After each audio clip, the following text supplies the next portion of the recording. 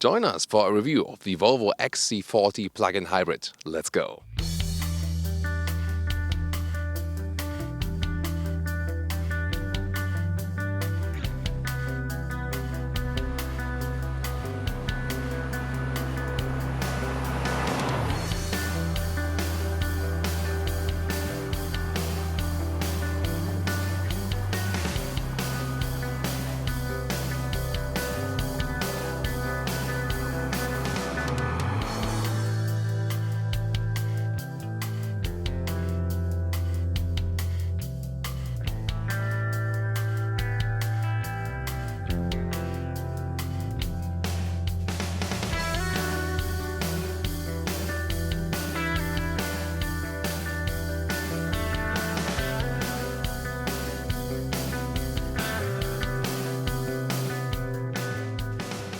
In the front, the Volvo XC40 already has a strong look.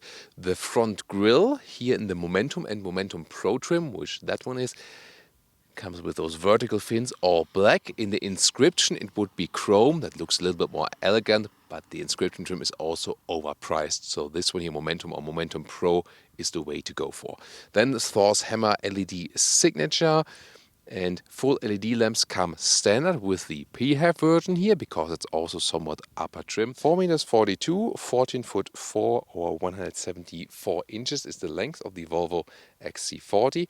And you can see you can get it with the contrasting roof, but you can also go with a unique color style, and that's probably also what I would do. Or what's your take on that? You can get an extreme variety of wheel sizes ranging from 17 to 21 inch. Wow, but this is a good compromise. 19 inch is good for the styling, but still quite okay as for the riding comfort. Also bear in mind that if you go for the nice looking R design package, you get a sports suspension that will be, for my taste, too stiff for this vehicle. You can see the crossover wheel arches, so you still remain with this SUV look, and everything quite upright. Still, wide windows and interesting shape right here. You get a design line here. Then the window raises there, so you have this additional area right there. In the rear we can see a quite clean design, this L shape of the tail lamps. Then in the rear they did not go for any fake exhaust, and I think that's good. That also keeps the design quite clean. Of course, all the Volvo SUVs, they look somewhat similar in the rear.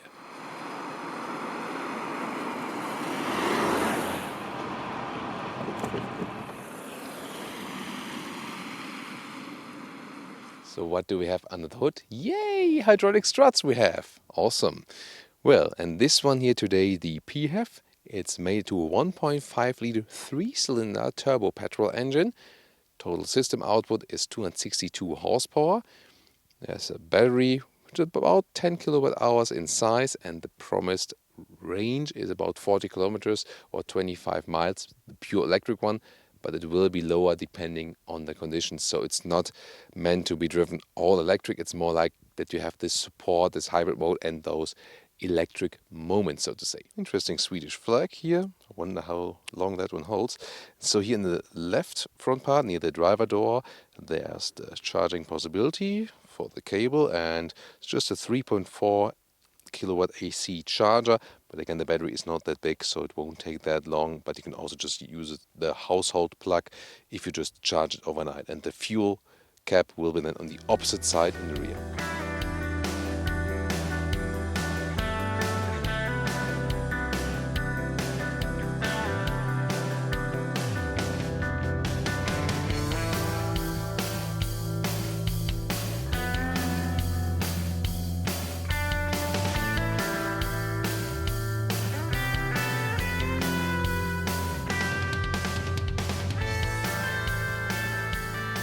Highlight, wow, those seats right here. This is the Momentum Pro level.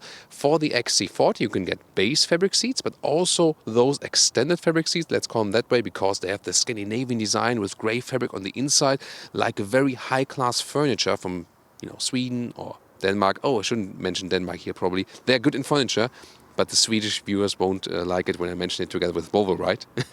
Well, back to the seats. Here on the outside then you have leatherette, so it's also animal-free. And that's a really good, sustainable and animal-friendly solution. And I just love those seats. They look inviting and living room-ish. Steering wheel, quite easy and simple. round structure, and then on the side with the other Volvos you usually have it here in high gloss. This one here is matte and I prefer it. So this feels and looks better actually than in the more expensive Volvos. Left side for the cruise control, right side to control something of the digital instruments right there. Soon more deals to the digital instruments, and when you look over to the right there, this is again this aluminum style decor element, which is also then again available in this matte bright wood if you pick that style. So probably I would take it with those seats here, sorry, with these seats, better to say these than those, with these seats, and then with the bright wood if that's available depending on the market. This is really very well done. And they are really very comfortable. So if you think about XC40 versus XC60, yes, the XC60 is a little bit bigger, but these seats here, they are already very good, very upright. And also if you compare this car here to those Segment Brothers by other brands, the XC40 already gives you a feeling, I'm a true SUV. I'm not like a crossover something. Now the interior overview, soft touch here at the top of the dashboard, those vertical air vents, soon more deals to this 9-inch touchscreen, everything runs over that. Besides, the lower part here with the volume knob, that is still manual, and I like to have that because sometimes you want to tune down or up the music in a very fast way. Drive mode selector is here on the right side, and then you can switch it here. And in this case, because we have the hybrid one, also have the hybrid mode, or then power that everything boosts together. And then there's also this pure mode, and this will then predominantly get you to the electric drive instruments. I picked a view here with the GPS in the middle part. So how does this hybrid gauge work? So it's really complicated, but let me try to explain. So you see this lower area right there where the battery is. When everything is below 90 degrees, you see it's recuperating. So there's the recharging process back to the battery. And the blue line you can see above that, above the ready sign, that one is the electric power I have available, so I could accelerate to that point and still would be driving all electric. And then there's this small water drop, which is not the water drop, but a fuel drop. And as soon as this one is filled out, the combustion engine is on. At the moment, it is not filled out. You can see it's more just a silhouette, and that means we're driving all electric. You cannot hear it that well, maybe a little bit, but that's the gauge here where you can actually see it. So for example now, you can see it's not filled out, this drop. And now look at the drop. When I hit the throttle, over the electric line, there it is. Then the drop is filled out, and also the combustion engine went on. And you can see it did not happen until I was over this electric line or field, and now when and on the brakes again, and now I'm also going downhill at the moment. There you can see, again, the drop is not filled out, and I'm recuperating, and as long as I stay here in this lightning symbol area with the throttle, I'm still driving electric. But now looking really closely at it, usually while driving normally and paying attention to the road, it's really, really hard to see that. And now this 9-inch infotainment system up close, this is the GPS. And maybe you've seen, we switched to the car here for the infotainment system here with the matte wood, that you can see how it looks like also in combination with the screen, just for some more variation. And here it responds, quite okay, could be a little better, but could also be worse. I mean, you can very well use the GPS, no problem. Here again, this hotkey in the lower part, like with the iPhone, with the older iPhones, and then you can, for example, pick the Apple CarPlay right here, and let's listen to this sound system, which is actually quite cool, the Harman Kardon system, and great surround sound. So here with the XC40 Volvo set, well, let's not make the trunk that long, but let's already do a proper legroom, so when you move down from a bigger car, then you don't have any compromise here at all. And indeed, this really works also with the legroom if you're taller. So for 4 tall adults, no problem. And now to the trunk, which also has this foot kick opening mechanism. Quite handy if you have your hands not free. And we can see here is a quite good dimension, square dimension.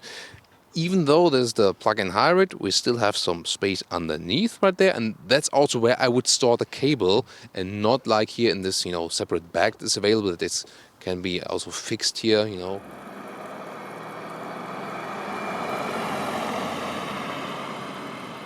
Welcome to Thomas's Driving Lounge, here with the Volvo XC40 T5 twin engine, the plug-in hybrid version of this one. This will also be available as pure electric, but today the PHEV. And the full potential of this PHEV you can rather play out when you have traffic situations and you switch back and forth. Of course, you charge externally as often as possible, and you have those situations when there's approaching traffic light, you leave the throttle. Then you can see there's some recuperation happening, gaining back energy to the battery. I hit the brakes and I see that the recuperation is being intensified. And only if I need more braking power, then the real brakes of the car are being applied. And different recuperation modes, I wish they would be available. There's one, there's the B mode. But when I see there's not much more recuperation happening due to that, so it's not really like a big change. And later on the motorway, I will also test more about when you go plus and minus with the shifting lever, but it's not the recuperation, I can already tell you so far. Well, the driving feeling itself is pretty light, so you don't feel the additional weight of the battery, and the car is really nice to control. The steering feeling is it's arcade-alike, so like in a computer game, it's direct, yes, but it doesn't give you the best feeling, so it doesn't have a good connected feeling. That's also a thing, the interior is really stylish, and these seats here, they are the best ones available, actually styling-wise. It's really cool. And the exterior is also, stunning, definitely. But the driving feeling, it's good and quite silent car, and it's a nice, comfortable ride, but you don't have this connection, which you would, for example, have in a BMW X1 or X2. That's better than for the sporty driving, for example, but it always depends on the emphasis you put in, and if you're more fascinated by exterior and interior and so on, and why not? Also, the room that's offered here in this vehicle is cool, and the seating comfort definitely as well. So now, for example, let's go to the power mode and accelerate something out, see what this combined power can do from 50 kilometers to 100.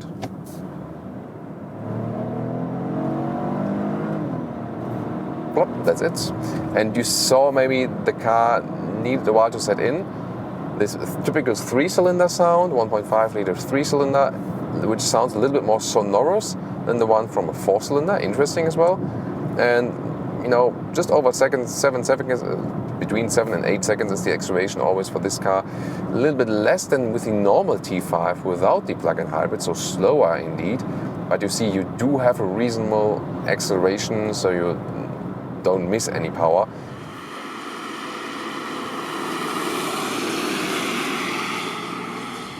And now to some dynamic driving situations right here.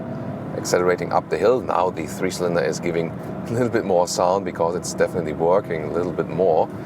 And you do, of course, have an acceleration advantage if you compare it to the just 3-cylinder version without the electric drive, definitely. Well, why did they combine it with the smaller engine? Probably also cost reasons, emissions reasons, for example, as well. So the fleet consumption is definitely lower than in this case. So here in the normal hybrid mode, it already gives me some quite nice boost. Sometimes when you accelerate, you first feel some electric drive in, first coming, and then the combustion engine setting in. Also a typical, PHEV characteristic. And here in the power mode, more spontaneous as for the acceleration. And for example, if I'm planning an overtaking maneuver or something, and I want it to be a little bit more boosting than when accelerating out, for example. So again, it's a very nice ride, nice agile ride also with the XC40. Wow, that is blinding now, double from the top and from the road itself, because the road is quite wet. And we're now heading on to get some panoramic shots for you. But of course, we also want to take a look at the motorway driving of this vehicle. There's the normal cruise control, and then there's the pilot assist if you have this extended assistance systems package, and then the car is being kept in the lane, centralized. It's not supposed to be hands-free because that's also not there as for regulations. I'm just showing it to you here that the car really keeps it quite central, like in the middle of the lane, and that's indeed quite good. And this system works very well. Also with the distance to the car in front of me. Now I'm reducing the speed on my own because I see this car wants to get in.